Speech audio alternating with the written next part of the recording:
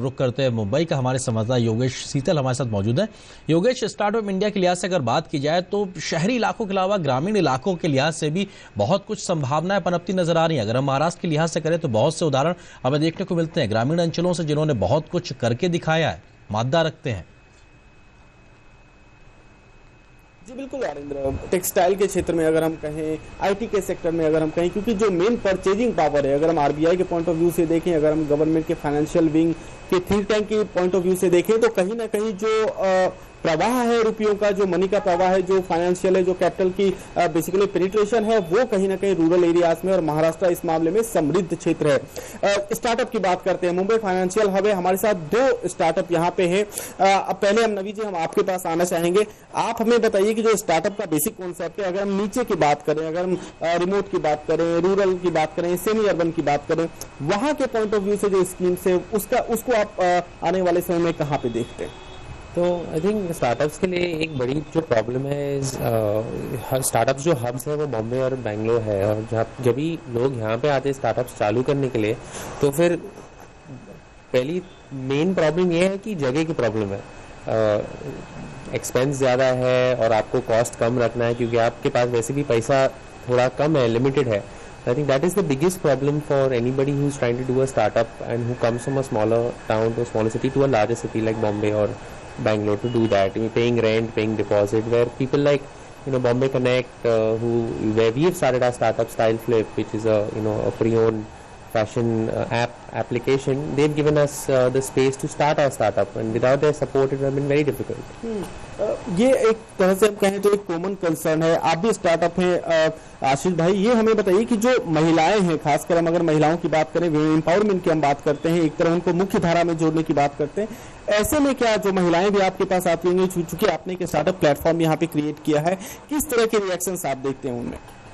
तो महिलाओं के जो स्पेसिफिक इश्यूज होते हैं आजकल, वो हम देख रहे हैं, वो जो स्टिग्मा एसोसिएटेड थी महिलाओं की कि वो काम पे नहीं जा सकते हैं, या फिर वो काम नहीं कर सकते हैं, या माएँ काम नहीं कर सकती, वो धीरे धीरे अब हट रहा है। स्पेशली यंगर जनरेशन में हम बहुत कुछ देख रहे हैं कि हमारे यहाँ in fact there is more women working here than men, so वो एक बहुत पॉजिटिव चीज़ है हमारे यहाँ जो है।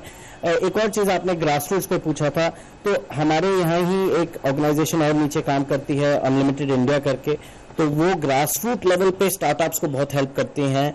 वो they are actually social incubator grass roots level पे, रूरल एरियाज में, इवन अर्बन पुअर के अंदर वो बहुत इनोवेटिव आइडियाज ढूंढती हैं, और उसमें से women empowerment, poverty alleviation, education, इन जगह हेल्थ केयर, इन जगह पे बहुत अच्छी काम करती हैं। तो उनको भी हमने बहुत सपोर्ट किया है और हम करते रहेंगे।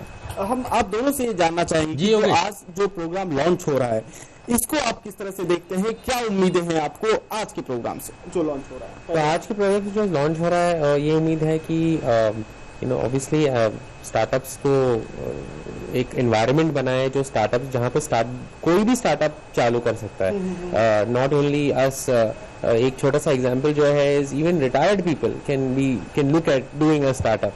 सो we want more access to make it easy, single window for everything, access to capital etcetera. आप हमें बताएं अपने अनुभव से कि आपको क्या लगता है कि क्या उम्मीदें हैं आज?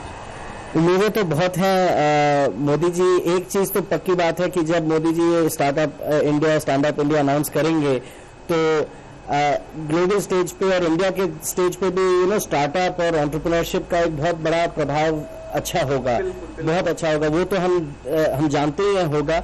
उसके साथ साथ अगर कुछ अच्छा सब्सटैंशियल रिफॉर्म लाया जाए at the early stage business level, then वो बहुत अच्छा रहेगा, क्योंकि इससे बहुत लोगों को प्रोत्साहन मिलेगी कि वो आगे बढ़ के कुछ करने की कोशिश करें। जी बिल्कुल आरिंद्र, तो निश्चित तौर पर ये सब प्रतिक्रिया है, निश्चित तौर पर देखना पड़ेगा, क्योंकि जो छवि की बात मुख्य रूप से अगर तमाम योजनाओं को आप देखें, मेक इन इंडिया को देख लें, डिजिटल इंडिया को देख लें, क्लीन अप इंडिया को देख लें, तो एक जो मुख्य वो छवि की बात है वही उभर के आ रही है कि कहीं ना कहीं जो आज दिन है वो निर्णायक होगा। देखना होगा कि क्या चीजें सामने सतह पर आती है। आरिंद्र, बिल्कुल आपकी तरह हमें भी इंतजार है कि शाम होते होते तक सारी चीजें साफ होंगी। आखिर इस पूरी कोशिश के तहत क्या चीजें हैं जो तमाम मुश्किलों को जो लोग फेस करते हैं उससे दूर कर पाएंगे। बहुत शुक्रिया योगेश इस तमाम अपडेट्स के लिए। रुक